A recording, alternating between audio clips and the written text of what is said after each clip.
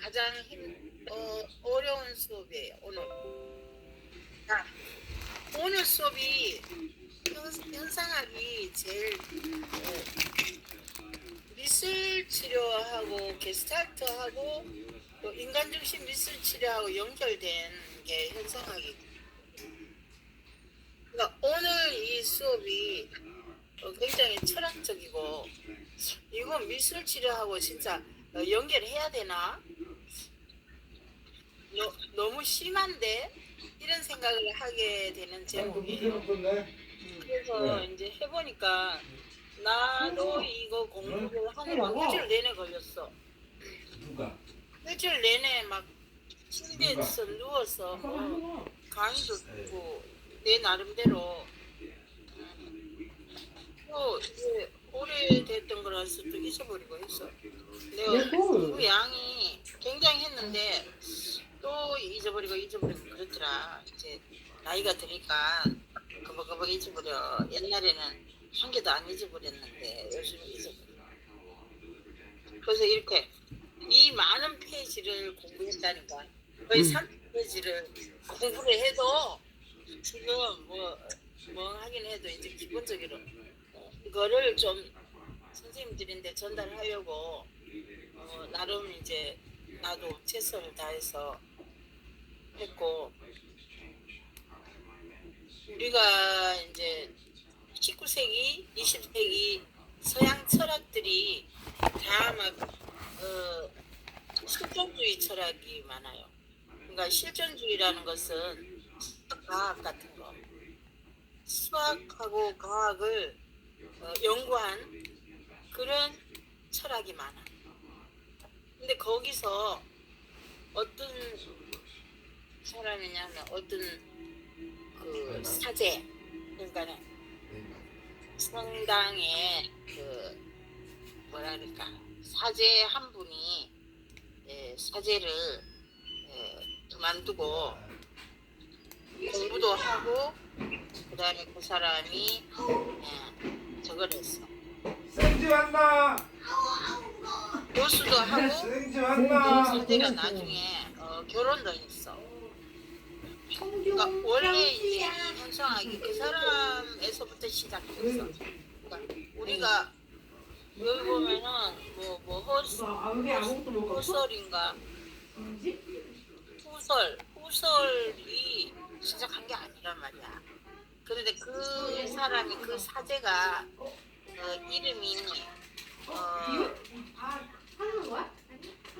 잊어버리긴 해도 이 앞에 내가 적어놨어. 그 사람이 누군지는 일단 알아봐야 돼. 그 사제가 되게 중요한 사람.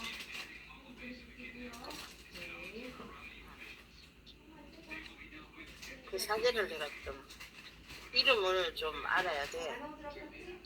그래서 선생님들인데 가르쳐줘야 돼. 사제 하다가 때려쳐버렸다고. 그래서 굉장히 이 사람이 프로이드의 스승이면서, 그럼 우리가 프로이드의 스승을 잘 몰랐잖아. 조용히 해. 공부하잖아. 그런데 이 사람이 프로이드의 스승이야. 그래서 이 사람의 이름을 알아야 돼. 내가 여기다가 적어놨는데 어디로 갔네. 그리고 이제 이 사람이 또 누구의 스승이냐? 후설의 스승이다 이 말이지. 그러니까 이 사람은 뭐 사람들인가 그래서 내가 이 사람의 이름을 좀 알고 이거 먼저 알아요. 여기서 여기다가 적어놔.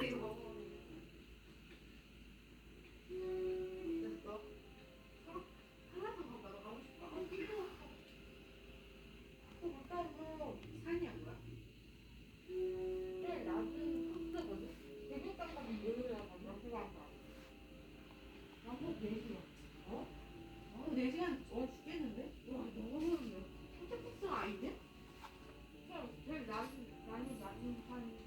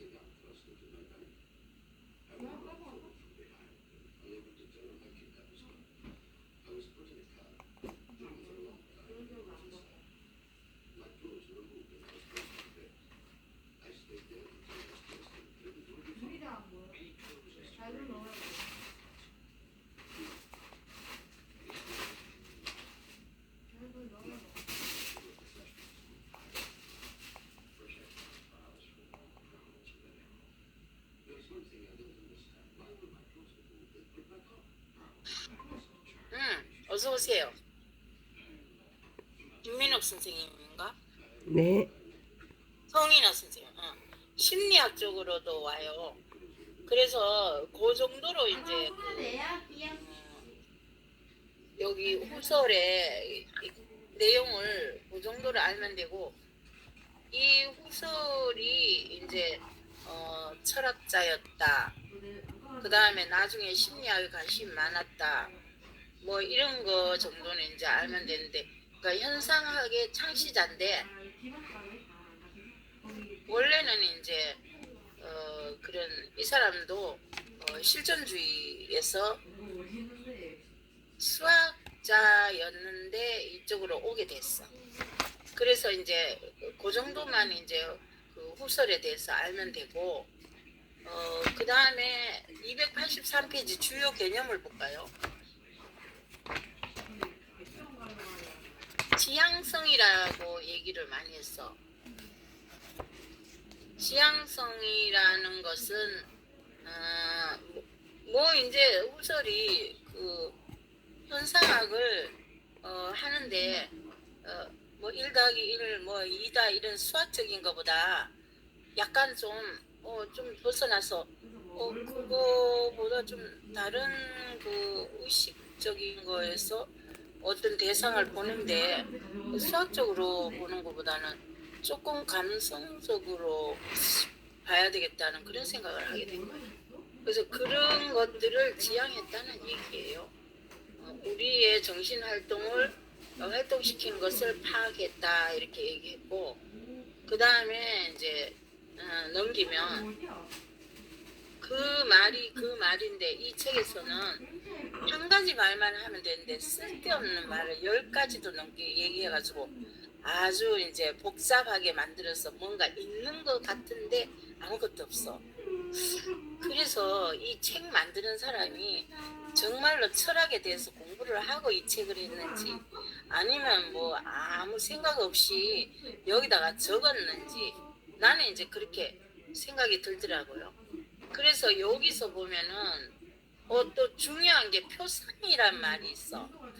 표상이 무엇인가 이제 이게 또 되게 중요하거든.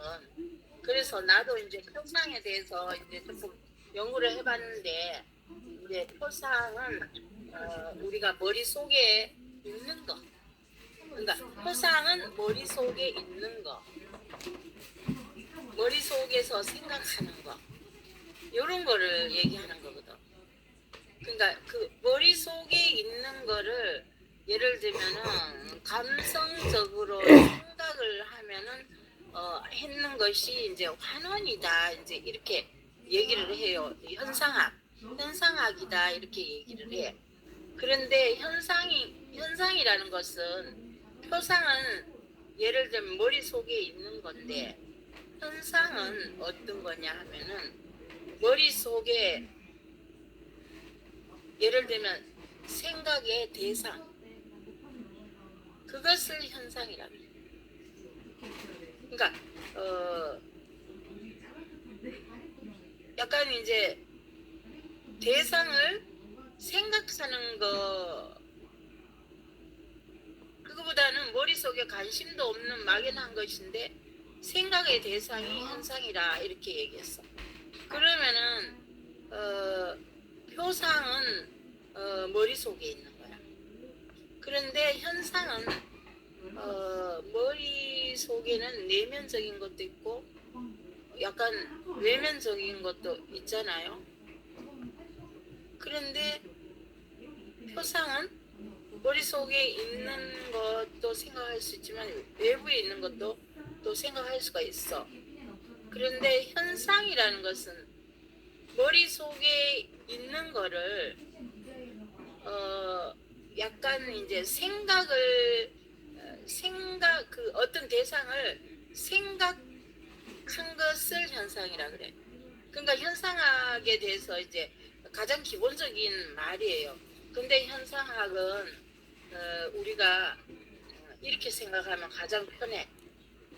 수학적이고 과학적인 것을 거부하는 학문이다. 이렇게 뭐 복잡하게 생각하면은 또 머리가 아파져. 그러니까 그렇게만 생각하고 이제 시작합시다. 그 다음에 이제 284페이지 보면은 이제 표상, 뭐 정서, 의지 뭐 이런 거 다 이제 지금 얘기했는 거고. 그런데 노예시스하고 노예마라는 게 있어. 그러니까 이 현상학에는 노예시스하고 노예마가 중요해. 노예시스는 순수 그 자체고 순수한 거. 그 다음에 노예마는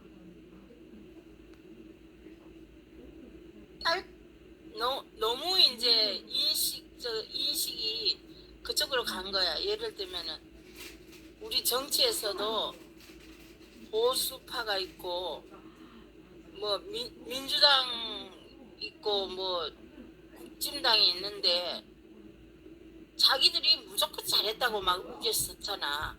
70살 지난 사람들은 다 보수파잖아. 그럼 옛날 생각에 젖어가지고 있잖아요. 그러니까 옛날 생각에 타성에 젖어가지고 벗어나지를 못하는 것을 노예마. 노예시스는 어떤 대상하고 친해가지고 예를 들면 대상과 노예시스가 친하면은 그것이 현상학이 되는 거거든. 그러니까 그 두 가지가 보통 친해.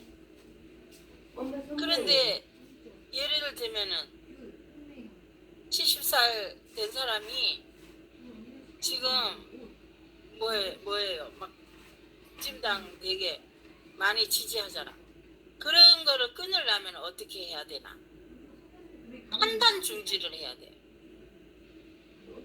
판단 중지를 안 하면 자꾸 자기 그 옛날에 그 가졌던 거를 계속 갖고 있어.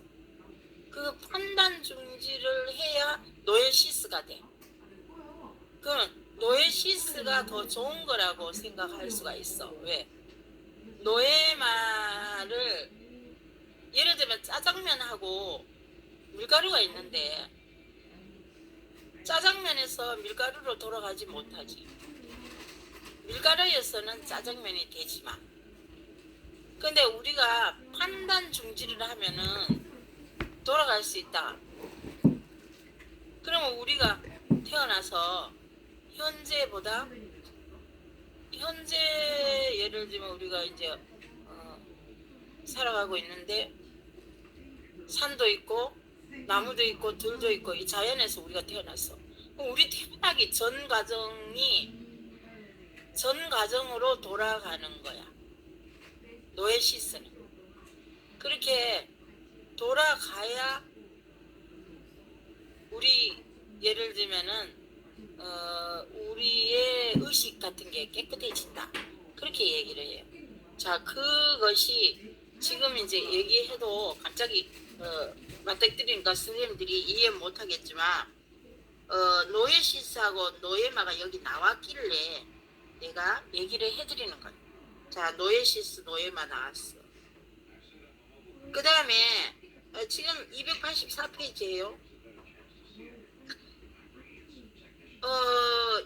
예를 들면 예컨대 노예마로서의 나무는 객관적으로 실제하는 나무에 불가분적으로 속하기는 하지만 자연물로서는 나무의 불의 탈뿐만 아니라 화학적 생물학적 요소로 분해된다. 이건 자연과학이야. 그래서 이에 반해 노예마는 노예시스와 분리된 대상인 만큼 노예시스에 실제하지 않는데 노예마가 되어버리면 노예시스로 못 돌아가. 그럼 돌아가려면 내가 어떻게 해야 된다 그랬어? 판단 중지를 해야 돌아간다 그랬죠. 그래 따라서 노예시스와 노예마는 지향성을 구성하는 두 개의 상관적인 구성 요소뿐이며 결코 서로 용합될 수 있는 거는 안 된다. 노예마하고 노예시스는 융합이 안 돼.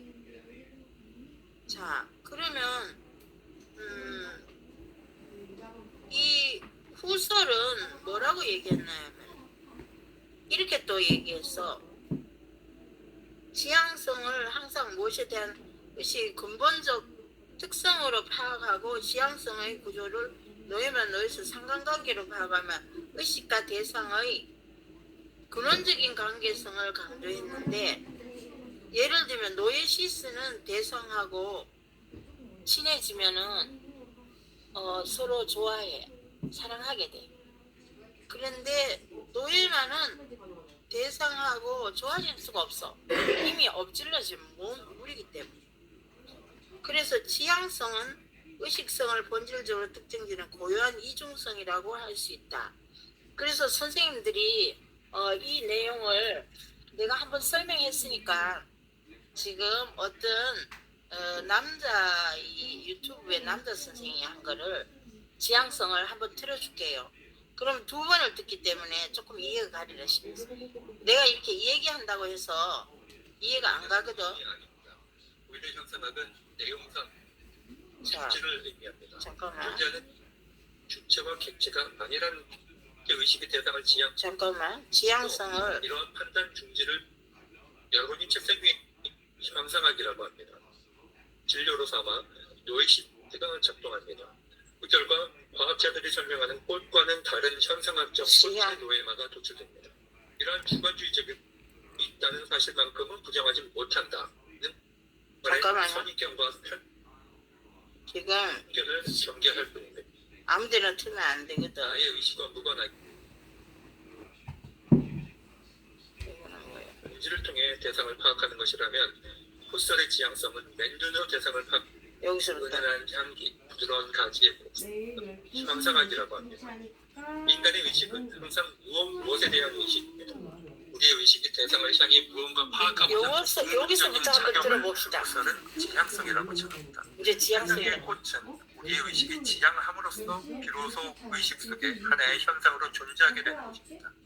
의식이 없으면 꽃도 없습니다. 내가 없는데 세상에 꽃이 있든 말든 무슨 상관이겠습니까?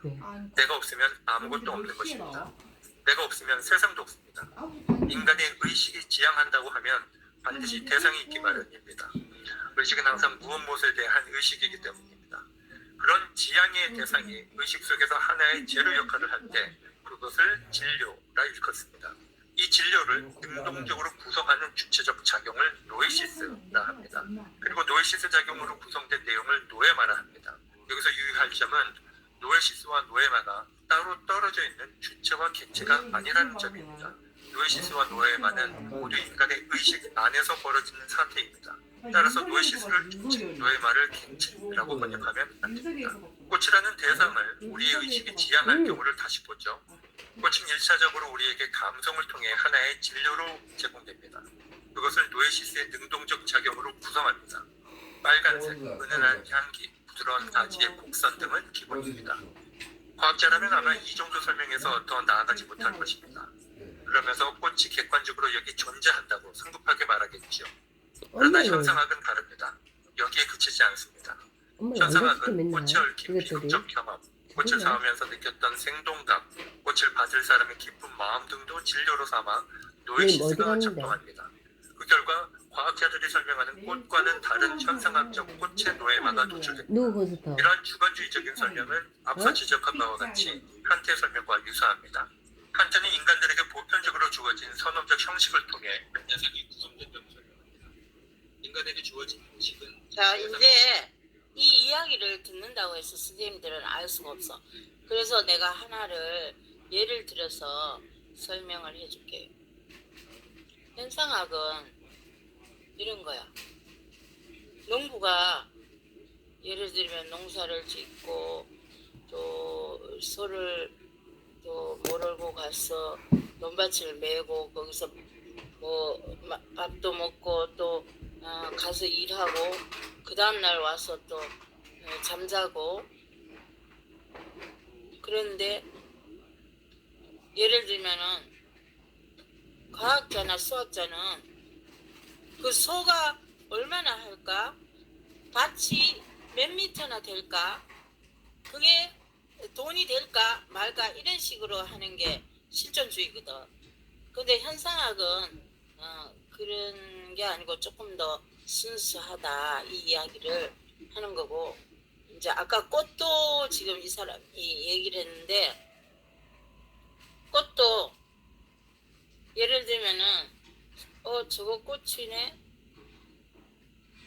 그렇게 생각하는 것보다 저 꽃이 이렇게 보니까는 되게 화려하고 꽃의 향기가 나네. 약간 감성적인 게 많이 들어가는 게 노예시스야. 그것이 그 대상을 감성적인 걸 넣어서 노예시스로 만드는 것이 한 현상학인데, 노예만은 그런 게 없다는 거지. 왜? 다시 노예시스로 갈 수가 없으니까. 그냥 아까 그랬죠. 정치하는 사람, 70살 먹은 사람 자기 생각대로 그냥 보수주의로 빠져버린다고. 그래서 그 사람들은 절대로 뭐 다른 데로 갈 수가 없어. 그만큼 나이 먹도록 했기 때문에 또 다른 걸 바꿀 수가 없어. 종교를 바꾸는 거하고 비슷한 거거든. 못 바꿔. 그렇기 때문에 그럼 바꾸려면 어떻게 하나? 판단 중지를 해야 된다. 근데 그거를 뭐 또 우리가 또 독일어로 앱케 뭐 이렇게 얘기하고 그러는데 그런 건 알 필요가 없어 우리가. 자, 그런 정도를 이제 지향성 이렇게 생각하는 거고, 그 다음에 현상학의 환원이라는 것도 한번 볼까요?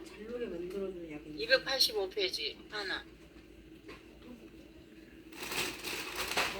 그 현상학의 환원은 현상학의 일념의 불가분의 관계가 있는데, 후설이 구상한 현상학 이념의 엄밀한 학문서 철학이다 이렇게 얘기해서, 그러면은 현상학에서 예를 들면은 그 형상적 반응과 또 선언적 반응이 있어.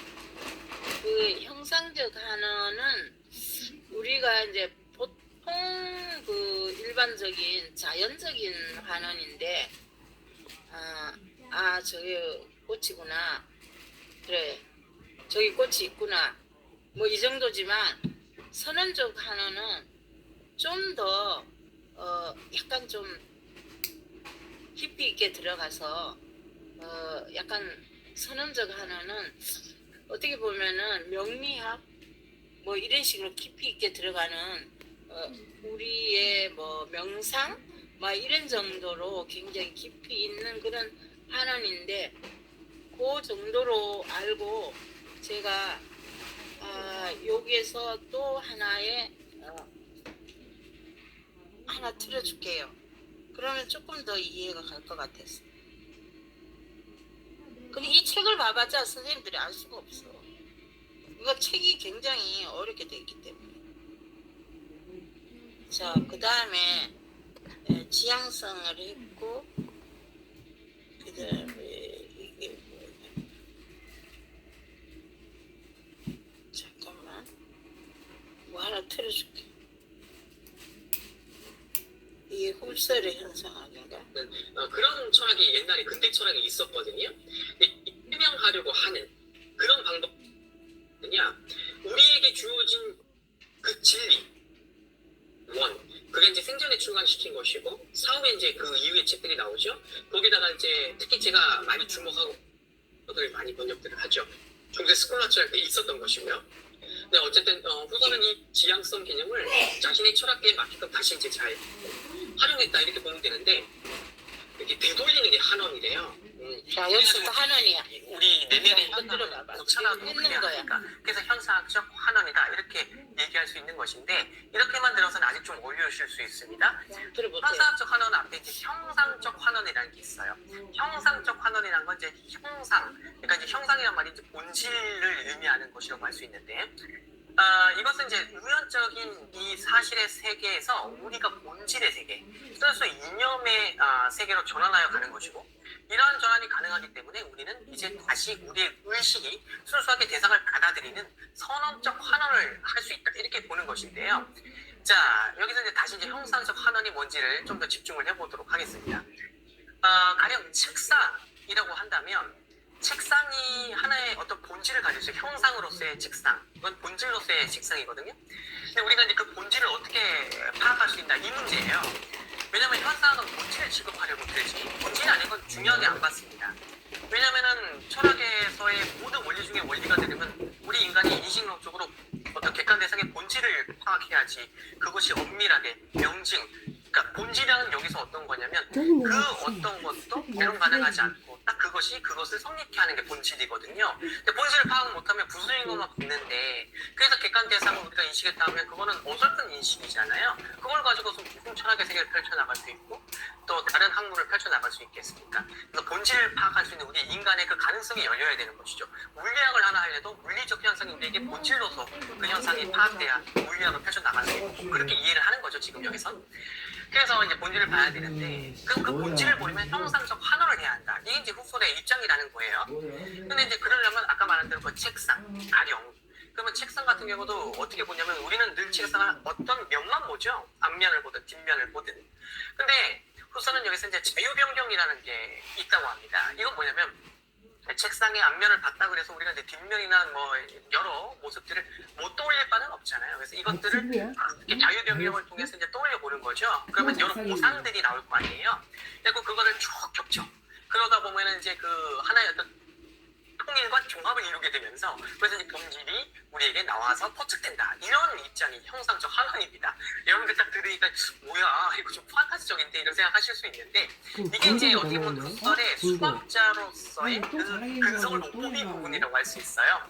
수학적 진리는 왜 본질적 진리로서 딱 그것으로 성립돼 있고, 그걸 가지고 인간의 어떤 그 진리를 이끌어 나가려고 하는 그런 철학이 옛날에 근대 철학이 있었거든요. 근데 이런 습관을 어떻게 보면 이제 우리술도 못 버리고 갖고 있다고 보면 되니까 더 재밌는 건, 후손은 이 형상적 환원에서 본질이 사실에 앞선다고 봅니다. 그러니까 본질이 먼저 있어가지고 우리 이끈다. 무슨 얘기냐면, 쉽게 풀어드리면 책상의 본질에 우리가 도달해야 되잖아요. 그래서 이제 여러 자유 변경을 하죠. 머릿속에서 책상의 겉집면, 옆면 다 자유 변경을 할 때, 그 자유 변경도 책상이라는 큰 틀에서 하는 것이 그 범위를 벗어나도 못한다는 거죠. 그러면 책상이 아니게 되는 거니까 저도 책상이라는 범위 안에서 그 자유 변경을 한다는 겁니다. 이렇게 놓고 보면 이미 책상의 본질이 성립되어 있고, 우리는 그 본질이 이끄는 바 그렇게 따라가서 자유 변경을 통해 갖고 글로 도달된다. 이렇게 보니까 네, 굉장히 재밌죠. 이게 이제 사실 이제 기하학적 원리에 따라서 뭐 윤리의 세계를 막 분석해 나갔던 우리 스피노자처럼 그런 색깔이 있는 것인데, 예, 이 문제분들은 이런 사고가 났을 수도 있겠습니다. 하지만 이런 식의 사고 방식이 근대 서양쪽에서 꽤 많았었거든요. 후설이 이제 이런 걸 좀 따르고 있는 나이브한 면이 좀 있습니다. 현대철학적으로 하기엔 이런 부분은 좀 부족한 것이죠. 어쨌든 후설의 형상적 한원은 본질을 파악하기 위한 하나의 방법론이었다. 이렇게 이해하시면 될 것 같습니다. 어쨌든 이렇게 형상적 한원을 통해 본질을 파악할 수 있게 된 우리는 인간의 순수한 그 내면의 주관 속에서 어떻게 그 본질을 파악하는가에 대해 보다 상세한 설명을 해야 되는데, 이제는 선언현상학에서의 선언적 한원 또는 형상학적 한원이라고 하는 걸 설명해야 합니다. 후설은 여기서 현상학적 한원을 하기 위해, 현상학적 한원이 뭔지 좀 이따 알게 될 텐데, 먼저 판단 중지를 요청합니다. FOK라고 부르죠. 이게 유명한 거라 많이 들어보셨을 텐데, 근데 이제 중요한 게 뭐냐, 무엇에 대한 판단 중지냐, 이거 정확하게 여러분들 이제 알고 계셔야 돼요. 이걸 이제 잘 모르시면 헷갈리고 헤매게 되거든요. 특히 이 부분에서 잘못된 설명을 하는 도서나 또는 이제 그 강의를 하시는 분들도 종종 제가 많이 봤습니다. 그러다 보니까 이상한 논문들도 막 나오고 하던데, 반성을 요하는 면이고 우리 학계에 정확하게 해야 되는 부분이죠. 뭐냐면 여기에서의 후설이 정확하게 지시하고 있는 그 판단 중지의 대상은 자연적 태도를 얘기하는 것입니다. 여기서의 자연적 태도라는 건 뭐냐면 우리가 세계 일반에 대해서 믿고 있는 소박한 믿음을 전제로 하는 거예요. 무슨 얘기냐? 우리는 늘 세계가 그렇게 있다라고 믿잖아요. 근거가 있나요? 근거밖에 없습니다. 우리가 근거를 찾으려고 노력한 건 없지만 늘 거기 그냥 그렇게 있죠. 세계는 늘 단일하게 거기 있다는 거죠. 세계가 늘 거기 있다는 그 믿음 하에 모든 학문이 출발을 해요. 그래가지고 예를 들면 이제 세계가 거기 있으니까 거기서의 물리적 현상을 보고 물리학을 펼쳐나가고 이렇게 한다는 거죠. 또 세계가 거기 있으니까 거기에 있는 어떤 그 존재의 의학적 현상을 분석해서 의학을 펼쳐나가고, 근데 이런 믿음의 이 그 전제를 딱 가르쳐가지고 묶어둬야 한다는 겁니다. 늘 세계가 존재하며 우리에게 그렇게 나타날 거라는 이 믿음을 가로를 딱 쳐서 천당 중지해라. 무전제성의 원리라고 합니다. 이게 이제 앞에서 우리 소설이 사실은 FOK를 말하기 이전에 했던 말이기도 한데, 그러니까 어떤 전제도 허용하지 않으면 굉장히 철저한 태도를 취하는 거죠. 근데 신학 같은 경우는 어떻습니까? 신이 존재한다는 건 전제로 해놓고 세상의 모든 것을 그 전제 하에서 설명해 나가잖아요. 기하학 같은 경우도 공리라고 하는 전제 속에서 모든 걸 설명해 나가고 이렇게 하니까 그런 전제된 바가 아예 없게끔 어떻게 해라? 판단 중지해라. 멈춰놔라. 없애라는 뜻은 아닙니다. 자연적 태도를 사라지게 해라 이런 건 아니고 그대로 있는데 그걸 잠깐 멈춰놔라. 도배에 기반해갖고 우리가 어떤 것들을 판단해 나가는 이런 사고 방식을 멈춰라. 이게 FOK예요. 그러고 나면 뭐가 남을까요? 우리가 이제 세계 일반이 존재하고 있다는 믿음하에 이런저런 판단을 하며 살아갔는데 그런 믿음을 딱 중지시킨 거잖아요. 그렇죠? 그런 전제를 갖다가 딱 판단 중지한 것이니까 그러면 이제 우리가 남는 게 있답니다. 그 남는 게 뭐냐? 그 남는 걸 보려고 이 판단 중지를 요청한 거고, 이 판단 중지를 통해서 우리가 자연적 태도를 멈춰놓은 다음에 남아있는 순수한 것, 그거를 보는 게 현상학적 한원이에요. 아시겠죠? 그럼 뭐가 남냐면 바로 순수 의식이 남는다고 합니다.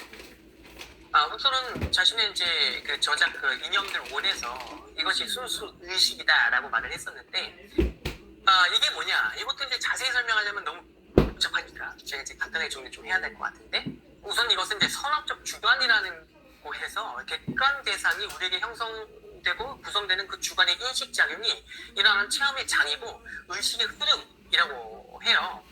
처음 듣는 분들은 이제 어려울 수 있는데 이런 내용 자체가 우선 여기서 선언적 환원이라는 것은 주관적이다 이렇게 생각하시면 돼요. 자, 그 다음에 생활세계로 들어갑시다. 286페이지. 자, 이 생활세계는 어떤 거냐? 생활세계는 이런 거예요. 생활세계에서 과학적이고 수학적인 거를 더 중요시 여기서는 안 된다. 과학적이고 수학적인 거는 생활 속에 안에 있어야 된다. 이렇게 생각하는데, 또 어떤 사람들은 옛날에는 과학적이고 수학적인 거 안에 생활 세계가 있었다. 그렇게 얘기를 하는 거거든요. 근데 실제로는 과학적이고 수학적인 것은 이런 생활 세계 안에 있다. 이 이야기를 해주기 위해서 쓸데없는 얘기를 되게 많이 했어요. 그래서 이제 그 쓸데없는 이야기지만 좀 정리를 해야 되니까 또 약간 정리했는 사람의 얘기를 듣고 미술 쪽으로 가봅시다. 제가 이제 뭘 하나 틀어줄게요.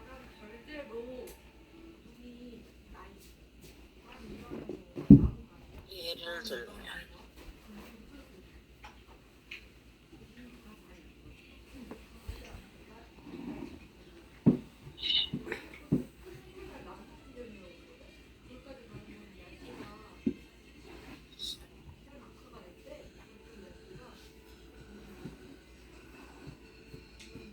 생활세.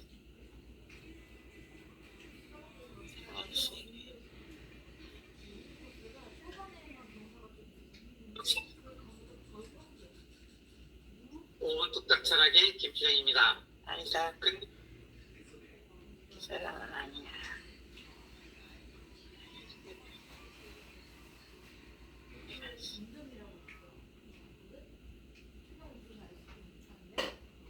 생활세계가 하나 있죠.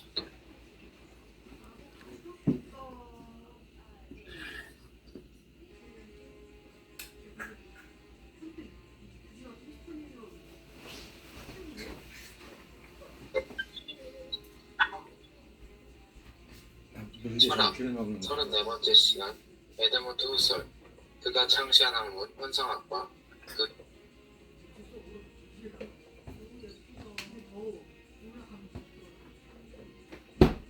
나 먹으면서 해. 야 지연아, 지선아야. 안 먹을래요. 안 먹을래요. 아빠, 안 먹으려고 했으면 안 먹어야지. 자, 이 사람이 얘기해도 내가 아까 얘기한 것보다 더 나올 것 같지 않으니까 그 정도로 마칠게요. 과학하고 수학적인 게 생활 속에 안에 포함되어 있다. 그 얘기를 했는 거거든. 그러니까 쭉 읽어보면 돼요. 자, 특별한 건 없어요. 자, 그래서 우리는 현상학적 미술 치료에서 지연아 먹어. 미술 치료에 대한 아이고, 거는 가져와. 전부 다 여기에 포함돼 있어. 특별한 거 없이 아까 철학하고 연결돼 있어요. 그래서 우리는 292페이지에 실기로 들어갈게요.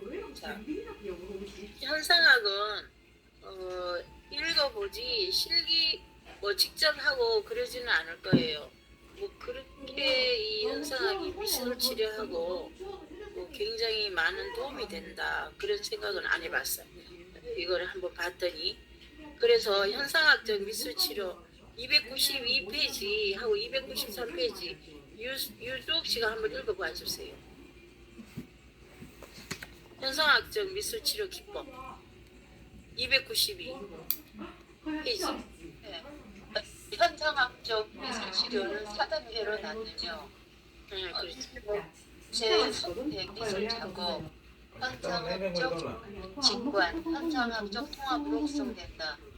개인 핵심뿐 아니라 치료의 전체 과정에도 적용할 수 있다. 그림 속 주인공은 나 속경화, 목표, 개인 내면의 심리적 욕구를 탐색한다. 자신이 미처 깨닫지 못했던 정서적 문제와 함께 일상생활의 무의식적 생각이나 행동을 객관적으로 볼 수 잠깐만요. 있다. 잠깐만. 292페이지 내가 한번 설명을 할게요. 1단계, 2단계, 3단계, 4단계가 있어. 그 미술치료 기법에서. 그래서 작품을 시작하기 전에 미술 재료를 선택을 잘 해야 돼. 그 다음 미술 작업 과정, 현상을 창조하는 것. 현상이 순수한 거를 창조한다 이런 뜻이거든. 순수한 감정을. 그 다음에 3단계는 현상학적 직관이 있는데 그거는 현상학적 관찰을 하고 그 다음에 인지 과정이랑 이는 당신은 무엇을 봅니까? 이거가 있는데 인지 과정은 시각적 전시, 거리 조절, 의도적 관찰. 예를 들면 시각적 전시라 그림을 그려가지고 전시하는 거죠. 거리 조절을 하고 의도적 관찰하고 약간 당신은 무엇을 봅니까? 뭐 이래서 현상적 묘사를 한다든가 현상적인 논의 뭐 이런 거를 이제 우리가 사과를 예를 들면은 사과를 그린다 그러면은 그 사과의 그 어떤 면을 봤냐 이렇게 물어볼 수 있죠. 그랬더니 뭐 사과의 뭐 뒷면을 봤다. 현상학의 논의를 하는 거죠.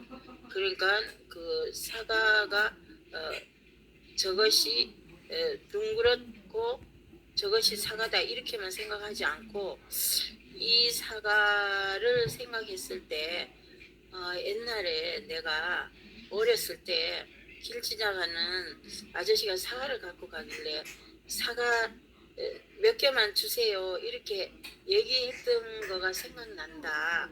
그래서 그 사과를 가지고 소꿉놀이를 했는데 그런데 한 개를 주는 게 아니라 몇 명 있니? 그래서 4명 있어요. 그랬더니 4개를 주셨다. 그래서 그 4개를 가지고 우리가 소꿉놀이를 했는데 굉장히 재밌게 소꿉놀이를 했다. 그래서 예를 들면 현상학적 묘사를 사과만 그리는 게 아니라 이제 과거를 떠올리면서 그릴 수 있다. 그 이야기를 하는 거고. 그 다음에 4단계 현상학적 통합. 내담자의 반영, 작품에서의 유사점과 차이점 발견. 다른 사람하고 유사점, 차이점 발견하는 것. 내담자의 노력과 대처. 뭐 이런 것들이 이제 현상학 기법에 1단계, 2단계, 3단계, 4단계가 있다. 그 이야기고. 자, 그 다음에 293페이지 이제 유족 씨가 읽어보세요. 현상학적 아까 읽은 거요? 그림 쪽에 예. 현상학적 미술 치료는 4단계로 나뉘며 미술 매체의 선택, 미술 작업, 현상학적 직관, 현상학적 통합으로 구성된다. 개인 회기뿐 아니라 치료의 전체 과정에도 적용할 수 있다. 이 그림 속 주인공은 나, 상상화, 목표, 개인 내면의 심리적 욕구를 탐색한다. 자신이 미처 깨닫지 못했던 정서적 문제와 함께 일상생활의 무의식적 생각이나 행동을 객관적으로 볼 수 있다. 준비물 이제 지적이나 이런 거 하고 네. 그 다음 방법은 가벼운 인사와 함께 최근 일상과 관련된 이야기로 회기를 시작한다. 그렇다면 이 작업은 집단 미술이야. 네. 하세요. 과거, 현재, 미래에서 자신이 주인공으로 표현된 상황을 상상한다. 3. 생각이 떠오르면 내담자의 표현, 의욕과 흥미를 유발시킬 수 있는 재료를 선택한다. 4. 미술작품을 제작한다. 5. 상담자는 내담자가 미술 작업을 하는 동안 집중하여 직접적인 자기 경험이 투사되도록 돕는다. 6. 상담자는 내담자가 창조 작업을 하는 동안 태도를 관찰하며 전체적인 역동을 파악한다. 7. 완성된 작품은 인지를 촉진시키기 위해 시각적 거리를 조절하여 볼 수 있도록 전시한다. 8. 내담자에게 뒤로 물러서서 그림을 바라보도록 제안한다. 9. 개인적 지각과 중요한 의미를 살필 수 있도록 2 내지 3분의 시간을 준다. 자, 뒤에 넘겨보세요. 그 다음에 294페이지. 내담자는 무엇을 봅니까? 라고 내담자는 무엇을 봅니까? 내담자는 개인이 지각하고 있는 부분을 가능한 정확하게 묘사하고 상담자는 작품에서 전달되는 감정을 알아차리도록 각 요소들의 관계, 보완, 대립, 공존, 구성, 분류, 공통점을 이끈다. 12. 내담자에게 자신이 표현한 미술 작품의 제목을 붙이도록 제안한다. 13. 내 상담자는 개인에게 중요한 의미를 가진 대상과 구조적 요소에 대해 논의 부분을 지적한다. 집단일 경우 집단원들에게 가장 눈에 띄는 작품을 선정하게 한 후 명료화를 위하여 그 작품을 만든 내담자에게 질문할 필요가 있다. 제작자에게 그림에서 나타난 의도를 설명하게 하고 표현이 마음에 드는지 더 넣고 싶은 부분이 있는지를 질문한다.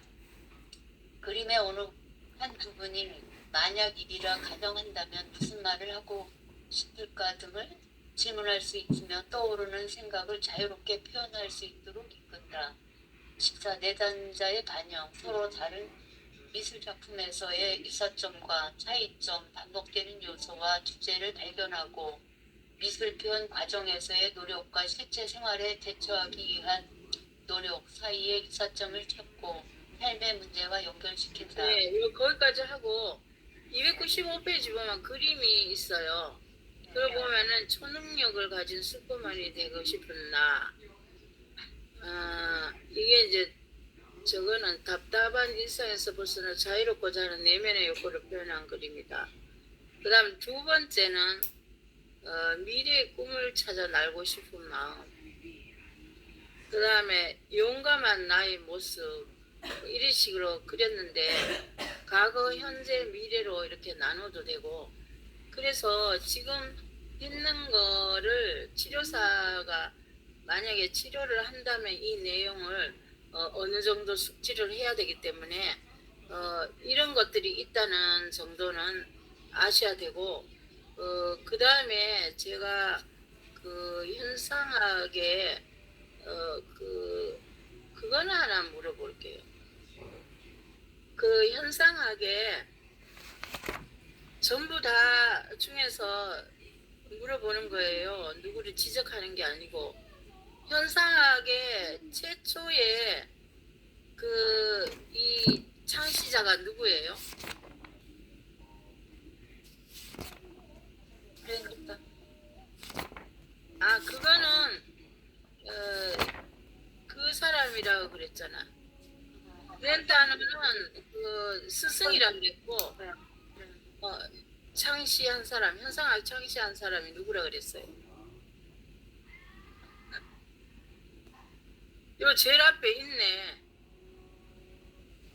창시한 사람이 현상학을 우리가 창시한 과학자, 이 철학자가 누군지 그 정도는 알아야 되거든. 후설. 그 정도는 알아야 돼. 그 다음에 현상학은 무엇인가 이랬을 때, 현상학은 과학과 수학에 대비되는 그런 것들이다. 이 정도는 또 알아야 돼. 그 다음에 이제 현상학의 지향성에 대해서 얘기를 했는데, 현상학에 보면은 표상이라는 거 정도는 알아야 돼. 우리 머릿속에 있는 거. 그 머릿속에 있는 걸 감성적으로 생각해내는 거를 현상이라 그러는데, 우리가 여기서 그 노에마하고 노에시스에 대해서는 알아야 돼. 노에마는 이제 고칠 수가 없어. 사성에 젖어가지고. 내가 계속 그랬잖아요. 이 국민의당이 이거 70살 넘은 사람들 이거 절대로 변하지 않는다고. 그 변하려면 어떻게 해야 돼? 판단 중지를 해야 된다 그랬어. 그 판단 중지라면 순수한 노예시스로 들어가가지고 거기서 또다시 시작이 된다. 그럼 우리가 현상학이라는 것은 약간 순수한 감정 뭐 이런 것들이라고 생각하면 된다. 그 얘기를 했고, 그 현상학적 환원에 대해서 보면은 두 가지가 있는데, 형상적 환원과 선언적 환원이 있는데, 현상적 환원은 약간 자연적인 것을 추구하는 건데, 이거는 뭐 있는 그대로를 얘기하는 거고, 조금 이제 저게 꽃이다 그러면은 저게 꽃이다 그랬지만은 예를 들면 선음적 한우는 좀 더 살을 붙여갖고 예쁜 꽃이다, 보라색 꽃이다, 꽃이 웃고 있네. 뭐 좀 더 나가서는 꽃을 옛날에 과거의 꽃에 대한 거를 얘기할 수도 있고 꽃에 대한 거를 많은 거를 이걸 구사할 수 있는 거야. 그런 거다. 그 정도만 알면 돼요. 그 다음에 이제 생활 세계는 어떤 거냐 하면은 우리가 보편적인 게 생활 세계야. 그런데 과학이나 수학이 이 생활 속에 안에 들어간다. 그 정도만 알면 돼. 그러니까 그 딴 거는 쓸데없는 거 많이 알 필요 없어. 여기는 쓸데없는 거 많이 얘기했거든. 그 다음에 이제 우리가 미술 치료에서 얘기했는 것 중에 지금 연구 동향 뭐 이렇게 했는데 지금 임상 장면 하나 했어요. 그 다음에 두 번째 거는 어떤 건지 누가 좀 읽어보세요. 누가 읽어볼까? 성인아 선생님 한번 읽어보자. 296페이지. 무엇이 열릴까? 행운의 열쇠. 1. 목표. 내담자의 심리적 욕구를 탐색하고 타인과 환경과의 관계를 인식할 수 있다. 2. 준비물. 열쇠, 스프레이 물감, 유성 매직 등 회색 도구, 팔레트, 붓, 연필. 3. 병법. 1. 상자에 여러 종류의 열쇠를 담아 중앙에 두고 불러앉는다. 2. 상담자는 집단원들에게 열쇠를 하나씩 선택하게 한다. 3. 각자 앞에 놓인 열쇠로 무엇을 열고 싶은지 나타내도록 한다. 이를테면 바라는 사람, 물건, 일, 장소를 떠올려 보게 한다. 2, 3분 정도의 생각할 시간을 준다. 4. 매체를 탐색하면서 자신의 생각을 잘 표현할 수 있는 적절한 재료를 선택한다. 5. 미술 작업을 시작한다. 6. 상담자는 내담자가 창조 작업을 하는 동안 표정, 신체적 표현, 미술 재료를 선택하고 사용하는 태도를 관찰하며 전체적인 역동을 파악한다. 7. 완성된 작품은 인지를 촉진시키기 위해 시각적 거리를 조절해 볼 수 있도록 전시한다. 8. 내담자에게 뒤로 물러서서 그림을 바라보도록 제안한다. 9. 개인적 지각과 중요한 의미를 살필 수 있도록 2, 3분의 시간을 준다. 10. 상담자는 무엇이 보입니까? 라고 질문한다. 11. 내담자는 개인이 지각하고 있는 부분을 가능한 정확하게 묘사하고 치료자는 작품에서 전달되는 감정을 알아차리도록 각 요소들과의 관계, 보완, 대립, 공존, 구성, 분류, 공통점을 이끈다. 12. 내담자가 자신이 표현한 미술 작품의 제목을 붙이도록 제안한다. 13. 상담자는 개인에게 중요한 의미를 가진 대상과 구조적 요소에 대해 논의 부분을 지적한다. 14. 상담자는 그림에 나타난 대상, 구성 요소를 지적하여 내담자 스스로 논의하도록 이끌어준다. 15. 내담자의 반영, 서로 다른 미술 작품에서의 유사점과 차이점, 반복되는 요소와 주제를 발견하고 미술 표현 과정에서의 노력과 실제 생활에 대처하기 위한 노력 사이의 유사점을 찾고 삶의 문제와 연결시킨다. 네, 여기까지 하는데 여기서 이제 약간 제목을 밑에 보면 소중한 사랑의 마음, 멀리 있지만 사랑하는 마음, 뭐 이런 식으로 이제 제목을 붙이고 아까 그거 하고 이거 하고 집단 미술 치료다는 거죠. 그러니까 우리가 집단 미술 치료는 뭐 학원이라든가 학교에 이렇게 미술 치료 상담사로 갈 때 할 수 있고 또 이제 조금 미술 치료를 하다 보면은 학교 같은 데도 지원할 수도 있어요.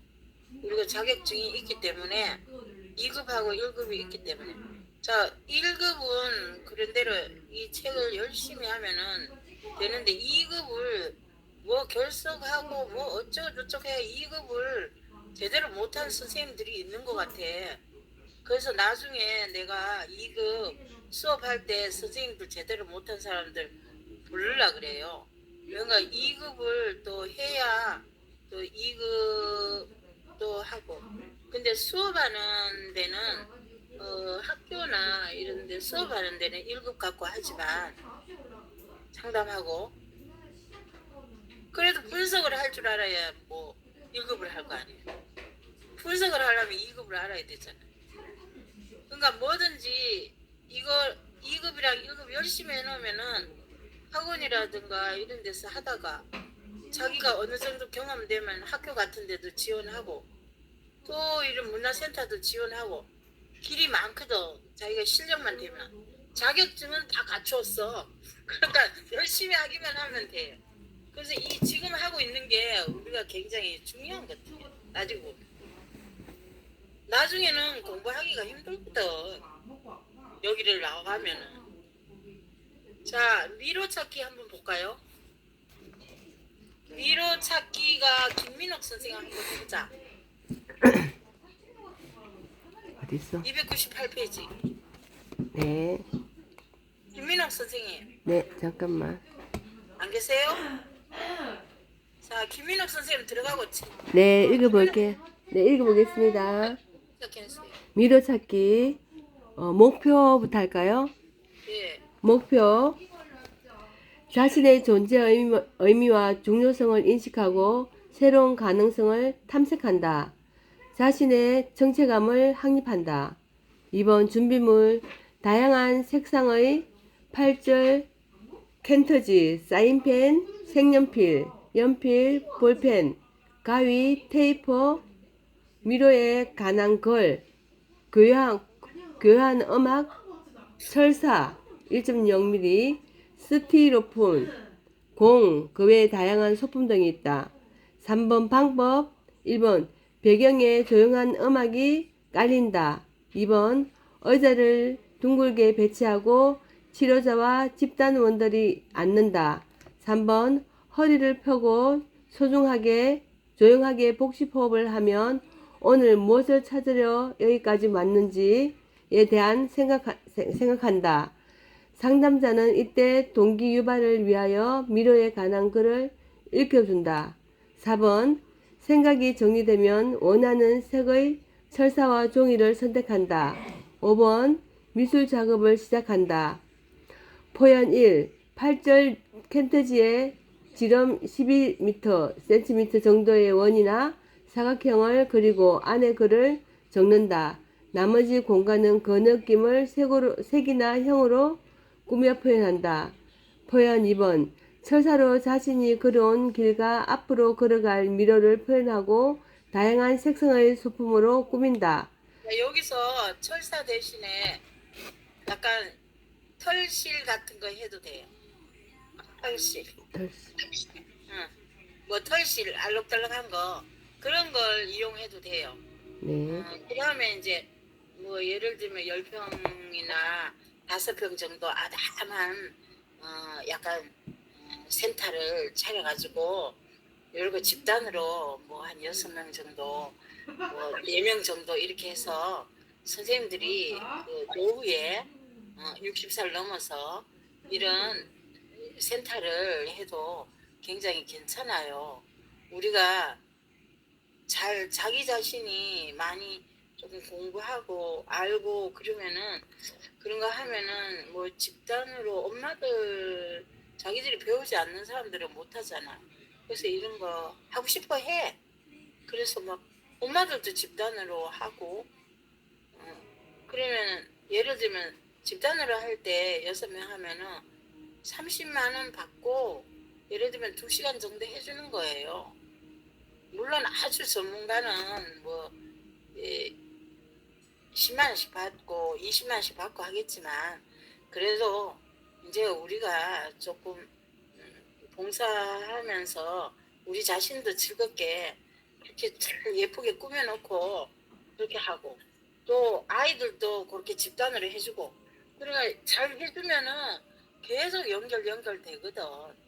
그러면은 또 개인 치료도 하고 여기다가 미술 치료 2급 자격증도 줄 수 있고 그냥 할 게 엄청나게 많은 거야 우리가.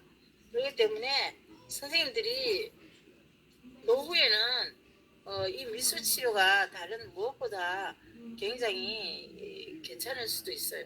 물론 미술도 하면서 이거 할 수 있으니까 굉장히 도움이 될 거예요. 그 다음에 어디까지 했어요? 6번요. 6번, 그러게 7번. 6번 완성된 표현 1과 표현 2를 인지 촉진을 위해 시각적 거리를 조절할 수 있도록 전시한다. 글을 붙이는 것을 원하지 않는 사람의 경우 내담자가 철사미로만 붙인다. 7번 의자를 뒤로 물려 의도성을 가지고 작품을 따라보도록 제안한다. 8번 개인적 지각과 중요한 의미를 살필 수 있도록 2 내지 3분의 시간을 준다. 9번 상담자는 무엇을 봅니까? 라고 질문한다.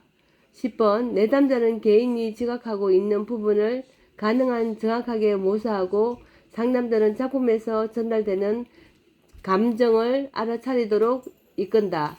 각 요소들과의 관계, 보완, 대립, 공존, 구성, 분류, 공통점. 10번, 11번 내담자가 자신이 표현한 미술작품의 제목을 붙이도록 제안한다. 12번 상담자는 작품에서 전달되는 감정을 알아차리도록 이끌고 특별한 개별적 경험을 의미에 대해 마음을 열 수 있도록 도와준다.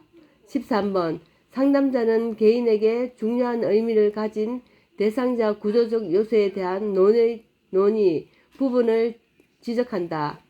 14번 내담자의 반영, 서로 다른 미술작품에서의 유사점과 차이점, 반복되는 요소와 주제를 발견하고 미술 표현 과정에서는 노력과 실제 생활에 대처하기 위해 노력 사이의 유사점을 찾아 삶의 문제와 연결시킨다. 자 뒤에 보면은 그게 작품이 있어요.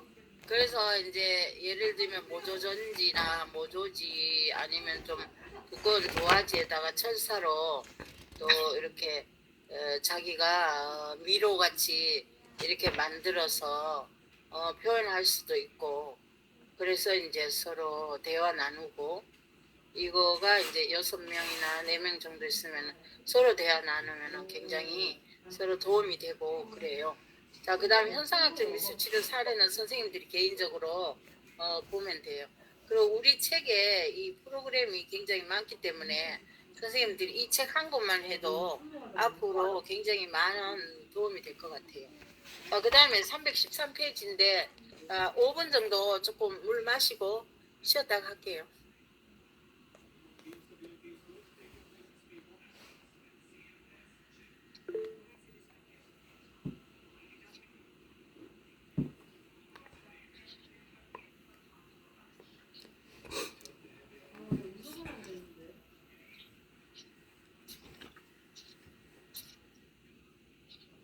내가 운동하다 보니까 되게 없네.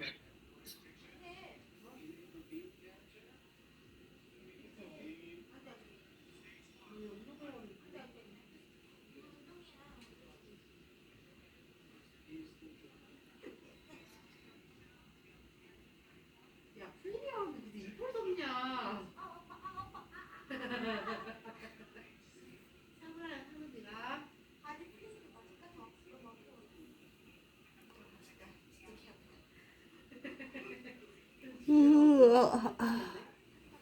한다는 게? 아니, 내 기분하고.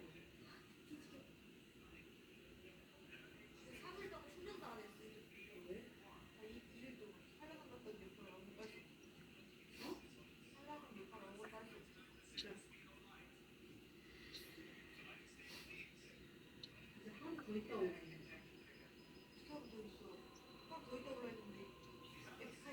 그러니까 엑스가 없으면 하나 더 있다 오고.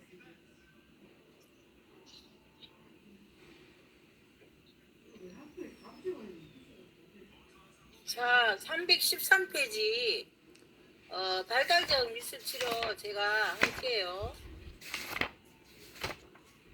313페이지예요. 발달적 미술치료. 이론하고 오늘은 실기가 제가 준비호라는 게 있어서 실기가 시간이 조금 걸릴 거예요. 그래서 오늘 이론을 제가 되게 많아요, 양이. 그렇지만 이 책을 따라서 갈 수는 없으니까 중요 부분만 할게요. 여기서 제일 중요한 거는 우리가 발달하고 우리가 이제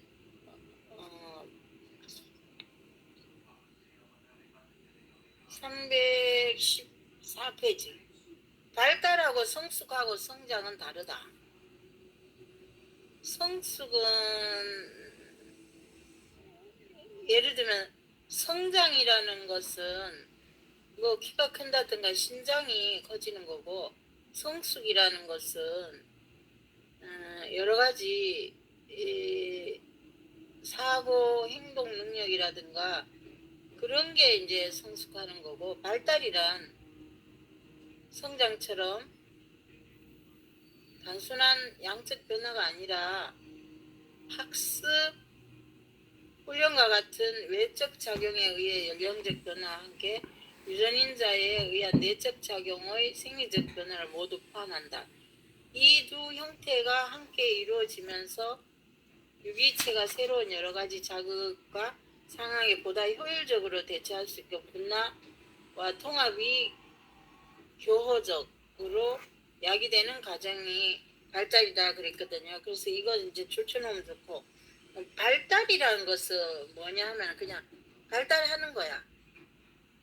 그러면 이 발달은 뭐 어떤 사람들이 치료를 많이 하냐?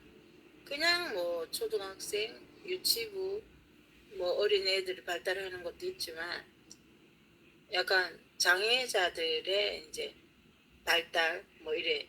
그러면 예를 들면은 정밀묘사 같은 거 그런 거에서 세밀하게 그리고 또 이제 옆에서 선생님이 봐주고 또 그리고 봐주고 이렇게 하는 것들이 그림의 발달이라고 할 수 있거든요. 그 정도 이제 아시고, 여기 그 옆에는 315페이지 프로이드의 뭐 난근기 뭐 이런 사춘기 뭐 이런 거기 때문에 우리 다 했던 거야. 그 다음 316페이지에 표 1에 보면은 에릭슨에 대한 거에 나왔어요. 그래서 뭐 0세에서 1세는 기본적 신뢰대 불신, 1세에서 3세 자율성대 수치심, 4세에서 5세는 선도 상대 죄책감, 6세에서 11세는 금명성대 열등감, 이 두 가지가 나타난다는 거지, 심리적인 게. 12세에서 18 정체감 대 역할 혼미, 이거 사춘기잖아. 성인 초기에는 친근감 대 고립감, 성인 중기는 생산성 대 침체, 노년기는 자가 통합 대 이제 나이 드니까 절망 이렇게 나오겠죠. 그런 게 있다는 거지. 그러니까 그런 거를 이제 내용을 여기다 담은 거예요. 자, 그 다음에 넘기면은 뭐가 있냐면은 318페이지 보면은 이렇게 얘기했어. 누가 얘기했나 그게 더 중요해. 누가 얘기했나. 피아제. 자, 피아제라는 사람이 318페이지에 처음에 이제 두세경에는 감각운동기, 그 다음에 전조작기, 7세 전에. 이거는 굉장히 전조작기는 요때 그 감각운동기 전조작기 굉장히 중요한 시기예요. 그 다음에 이제 구체적 조작기는 뭐를 굉장히 그림이라든가 이런 거를 똑같이 잘 보고 잘해. 그 다음에 12세 전후는 뭐 예를 들면 그림 같은 경우는 뭐 대생이라든가 이런 거를 너무 이제 잘하기 때문에 약간 굉장히 세밀하게 잘해서 이때는 굉장히 뭐라 그럴까 자기가 뭐 대생이라든가 이런 거 잘하기 때문에 한편으로 뭐 상상력이 좀 부족하나 뭐 이렇게 생각할 수도 있어요. 그런데 여기서 보니까 뭐 추상적 출현도 요때 좀 나온다 이렇게 얘기했네. 그러면서 이제 주요 개념, 뭐 동기 이거 보시면 되고, 그 다음에 정서, 뭐 정서 이거 모를 사람 아무도 없고. 그래서 321페이지에 보면 정서라는 게 있어요. 자, 그거를 유족 씨가 한번 읽어보실래요? 321페이지. 가운데. 글씨 작은 거. 321페이지 정서를 글씨 작은 거. 유족 씨가 한번 읽어보세요. 321페이지. 정서는 주관적 요인과 객관적 요인 간의 복잡한 상호작용으로 신경 및 호르몬계의 개입으로 인해 전개되며 각성이나 쾌감, 불쾌감 같은 정의적 경험을 일으킬 수도 있고 정서와 관련된 지각, 성적, 분류 같은 인지 과정을 유발할 수도 있다. 게다가 자극적인 조건에 대한 방어면 행위적 조절을 가동시킬 수도 있으며 반드시 그런 것은 아니지만 표현적이고 목표 지향적이고 적응적인 행동을 유발할 수도 있다. 요거를 이제 정서에 대해서 설명해 놓은 거니까 선생님들이 잘 이해하시면 되고, 그 다음에 이제 자아 개념이 322페이지 있어요. 자아 개념 한 줄 읽어봐 주세요. 자아 개념이 자아 개념이란 한 인간이 자신에 관해서 내리는 일관성 있는 평가를 말한다. 자아감은 한 가지 이상의 차원에서 설명되는데 그중 특히 가치감, 유능감이 강조된다. 가치감은 자기 존재가 가치 있고 자신을 좋아하는 것을 말한다. 따라서 자아감은 개인이 자신에 대해 취소하는 태도 속에서 나타나는 가치관에 대한 어서 오세요. 의미하고 유능감은 자신이 무엇인가를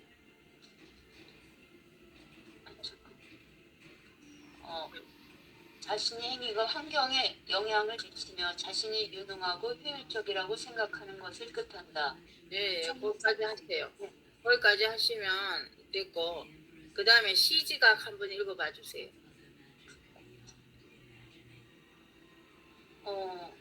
근데 그 시지각은 어디를 읽어보냐 하면 323페이지에 위에서 특히 여기 읽어보시죠. 그 패턴만. 특히 사물을 관찰하거나 그림을 그리는데 여기 읽어주세요.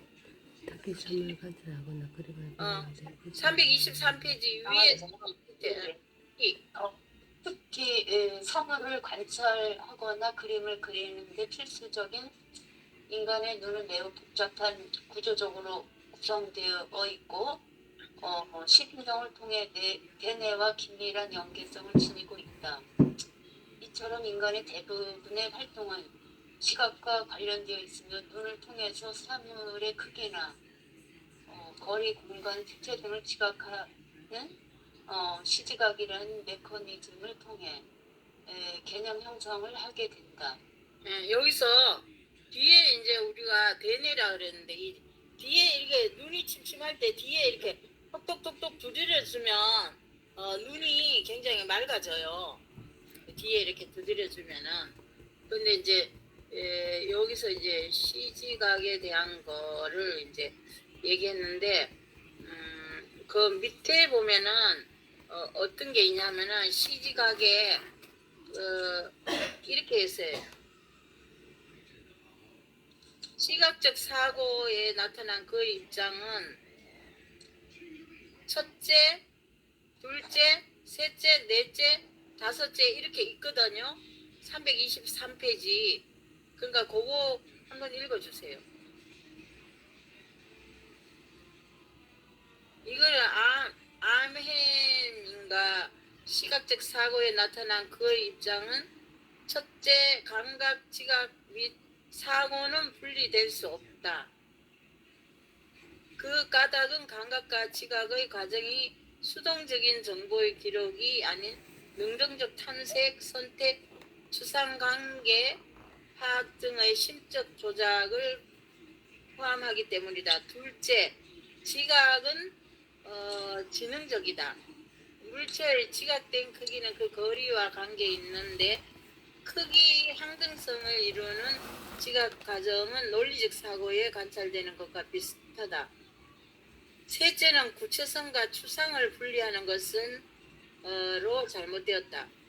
여기 1, 2, 3, 4 넷째, 다섯째 다 줄쳐놓으면 좋아요.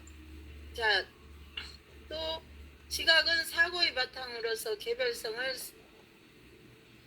지향하지 않고 처음부터 보편성과 추상성을 띈다. 넷째, 추상은 정적인 개념 아니라 역동적인 개념으로 파악되어야 한다.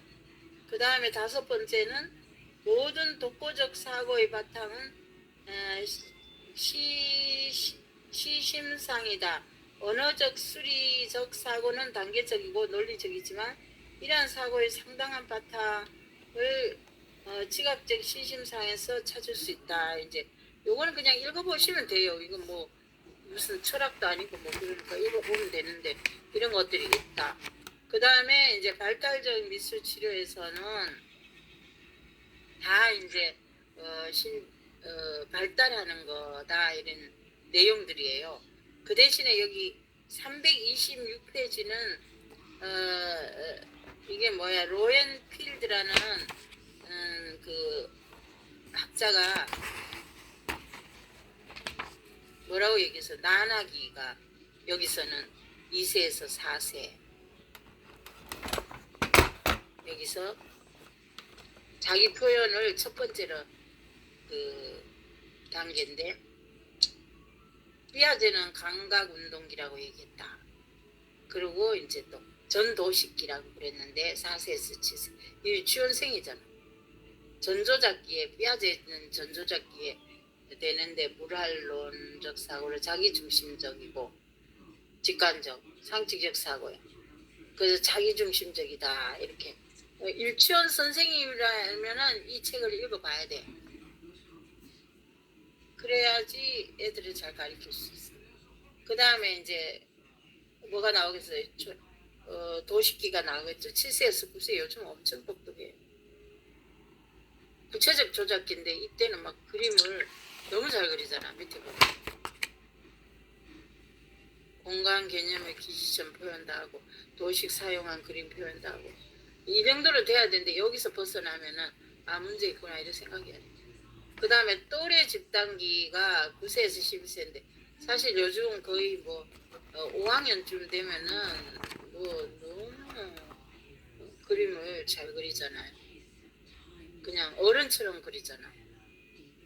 그 다음에 의사실기 이건 13세인데 보통 뭐 13세 우리나라 나이로는 6학년 정도인데 막 대생이라든가 정물이라든가 뭐 대학생같이 막 그려 요즘 애들이 원근감 같은 것도 막 나타내고 그 다음에 이제 결정기는 17세니까는 예를 들면 뭐 고등학교 1학년까지니까는 굉장히 뭐 어른처럼 잘 그리죠. 여기서는 창의성을 중요시 여기고 입시 미술을 하는데 얘들이 이 나이에 하기 때문에 굉장히 그림을 잘 그리고 좀 더 잘 그리는 애들은 뭐 굉장히 뛰어났고 어른보다도 더 잘할 수 있어. 그 다음에 이제 그 옆에 내가 이제 생각나는데 이거 학교 다닐 때 갤로그에 분류해가지고 옆에 331페이지 내가 레포트 작성했던 거야. 그러니까 난하기에는 예를 들면 나나2에는 뭐 이제 예를 들면 낙서기가 나나기라 그랬잖아요. 낙서기 1, 2세에는 이제 뭐 수직선 뭐 이렇게 한다고 순서적으로 그 다음에 이제 약간 기본 도형이 있고 그 다음에 집합 3 내지 4세 그러니까 다 이렇게 이게 집합에 3 내지 4세가 한 거야 전부 다 6개 도형을 결합 조정하는 과정에서 만다라형, 태양형, 방사형 형태를 이용할 사람을 그려나간다. 그러니까 이렇게 점점 발전한다는 거죠. 그러니까 이런 거는 이제 참고로 가지고 있으면 좋아요. 그 다음에 이제 발달 미술 치료 동향은 뭐 정신보건센터, 뭐 바우처, 미술치료연구소, 교육과학기술부 지원, 뭐 그래서 장애 아동들의 발달 프로그램을 연구한다 그랬는데 뭐 이거는 그냥 이런 것이 있구나 그러면 되고 333페이지 보면은 이런 게 있어요. 330. 유토라는 게 있어요. 유토는 지점토하고 달라. 이제 약간 물컹물컹하니 되게 부드러워. 그래서 주물떡 해가지고 그 다음에 이제 이렇게 만들어내는 거거든요. 그래서 요 작업을 하면 좋아. 아이들은 유튜브 애들은 소근육 발달이라든가 뭐 촉감 그런 것도 도움이 되거든. 그러니까 애들 유치원이나 이런 아이들은 이런 거 하면은 굉장히 도움이 돼요. 그래서 유토 작업은 선생님들이 유토를 한 번도 경험하지 못한 사람도 있고 미술한 사람들은 유토를 경험했을 건데 유토가 어떤 건지 정도는 미술 치료하는 사람은 알아야 돼. 그래야 이제 재료가 이건 지점토하고 좀 다르구나. 약간 좀 또 이렇게 만지면은 또 물렁물렁해지고 굉장히 이게 촉감이 좋아서 기분이 좋아요.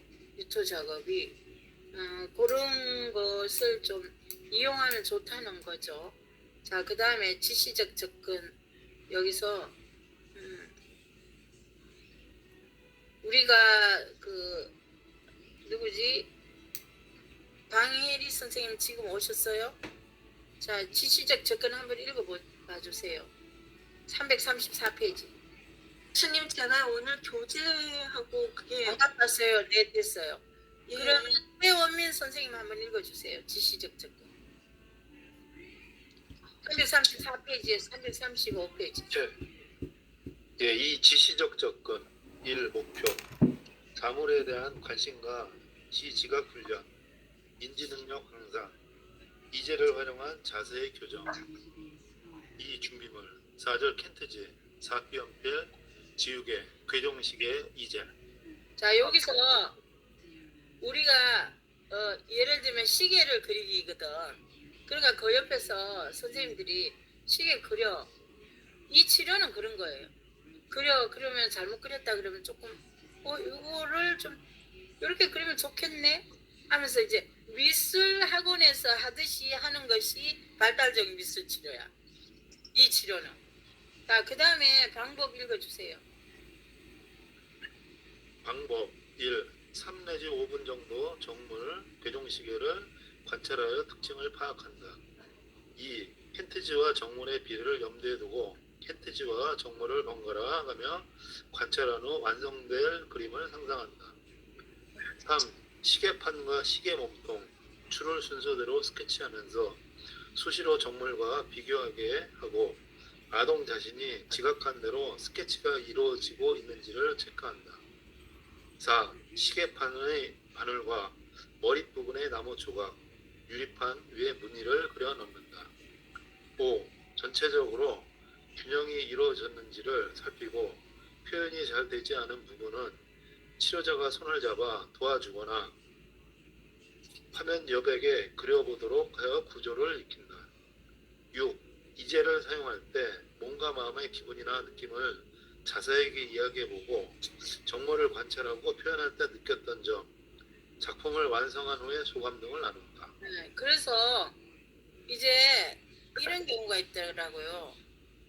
내가 이제 미술치료 선생님들이 자격과정을 뭐 전공은 뭐 나중에 뭐 안 했으면은 사이버로 해도 되고 여러 방향으로 하는데 일단 자격증 있으니까 이제 열심히 개인적으로 도서실이나 아니면은 서점 가서 하고 이 책을 기본적으로 하는데 이 책 말고도 뭐 한 100가지도 넘는 미술 치료 책이 있어요.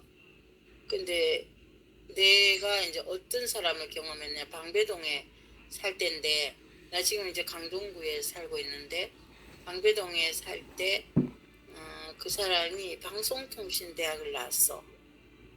그런데 그 사람이 그림을 되게 열심히 했어요. 내하고 나이가 비슷했어. 근데 나는 이제 미술 치료도 하고 애 키우느라고 주야장충 바빴어. 근데 그 사람은 이제 방송통신대 다니면서 그림을 좋아했으니까 고등학교는 여상을 나왔대. 그래서 방송통신대학을 5년 다니면서 미술을 계속 배우러 다녔어. 그래서 5년 하고 그 다음에 이제 석사 과정을 지방대로 갔더라고, 석사 과정을. 그래서 석사 과정을 가서 그게 그 석사 과정이 어디였더라? 수원대학인가 그랬는 것 같아. 거기를 가니까 이 사람이 화실을 만들었어. 그 학교 앞에서. 그 사람이 뭐 상고 나오고 방송통신대학 나왔잖아. 근데 자기가 열심히 그림도 배우고 열심히 해서 화실을 차려가지고 자기 그림도 하고 다른 사람도 봐주고, 또 방송통신대학교 나왔다고 얘기 안 하잖아. 그냥 수원대학교 미대 석사라 그러잖아. 그렇게 되는 거잖아. 인생이. 그러면서 이제 미술학원을 하는데 우리야 이제 그림을 볼 줄 아니까 이 사람이 이렇게 그리는 걸, 그래도 굉장히 열심히 하기 때문에 그 사람이 자기 작업을 굉장히 많이 하는 데는 못 당해내. 거기다가 이제 애들도 가르쳐. 그래서 나중에 이제 미술치료 공부를 또 하고 싶다 그래가지고 내한테 또 좀 배웠어. 그러면서 미술치료도 이제 그 옆에 미술학원 하면서 했어. 그래서 굉장히 발전했어, 그 사람. 아마 내보다 한 2살 정도 어릴 수도 있을 거야. 근데 혼자 살아. 그러니까 좀 그런 게 가능하지. 좀 굉장히 열심히 하고. 그래서 미술학원을 한 10병 정도 되는데 미술학원도 하고 미술치료도 배워갖고 하고 그냥 학교 상대자를 하고 또 석사 나왔으니까는 또 학교도 강의 나가고 뭐 그래가지고 성공해버렸어. 그래서 선생님들이 대학을 그냥 방통대를 나오든지 사이버 대학을 나오든지 아무 대학이나 나와도 그림은 그렇게 인류대학을 나오지 않아도 미술치료도 인류대학을 나오지 않아도 가능한 거거든. 그래서 나는 이런 생각했어. 아, 이거가 정말 열심히 하는 사람인데는 학력이고 뭐고 다 필요 없구나. 열심히 하면. 그래서 그런 것들이 있었거든요. 내 경험으로. 그래서 이 사람은 성공한 삶을 살았잖아. 그거를 바꿨기 때문에. 그래서 미술 뭐 예를 들면은 지방대 같은 데는 그냥 일반대 나와도 지방대 같은 데는 석사 미대 같은 데는 갈 수 있거든. 그래서 그렇게 돌려가지고 성공한 케이스가 있더라고. 얘기해 주고 싶네요. 그래서 이 그림은 336페이지는 뭐예요? 이렇게 발전하는 거야, 이거를. 그래서 이제 장애자나 일반 애들이 있는데 이게 필요하다. 그래서 이제 오늘의 하이라이트 337페이지야. 이거 가지고 오셨어요? 이거를 만들어서 제가 이 만드는 거 15분을 줄 테니까 페트병, 화장지, 그 다음에 사인펜, 그 다음에 이거 붙이는 거 이렇게 밑에 돌넣기 해서 이거는 이제 장애 1급 애들이 있거든. 그러니까 요거를 한번 작업을 한번 해보려고 그래요. 그래 기억에 남기 위해서. 그래서 이거를 해서 우리가 같이 모여서 하면은 되게 재밌거든. 그런데 이제 유튜브를 하기 때문에 어쨌든 15분 정도 시간을 줄 테니까 선생님들이 요 작업을 해서 15분 후에 발표를 합시다. 자, 지금 만약에 준비가 안 됐으면 집에 있는 거 페트병을 어디서 구해서라도 페트병 일단 구하고 그 안에 이제 뭐 돌 없으면 구슬이라도 넣고 뭐 이렇게 단단한 거 넣고 그다음에 화장지만 있으면 되잖아. 그 양쪽에 붙이고. 그래서 337페이지 그 내용을 해보세요. 자, 15분 드릴게요.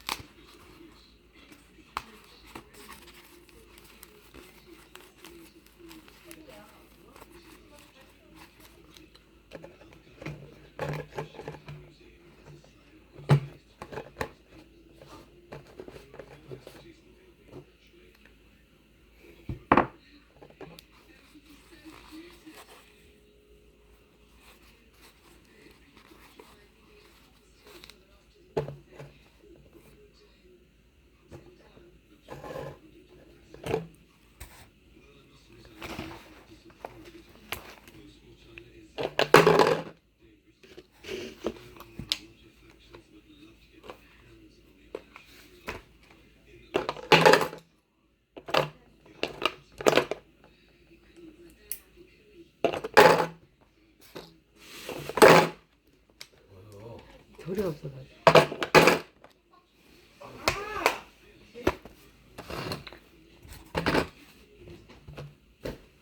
아 뭐요? 이렇게 다 끝났어? 응? 만들어 이렇게 하는 거야?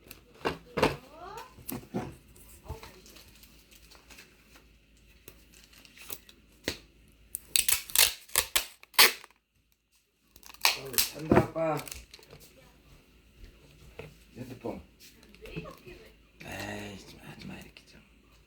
좋아요 눌러. 응? 눌렀잖아.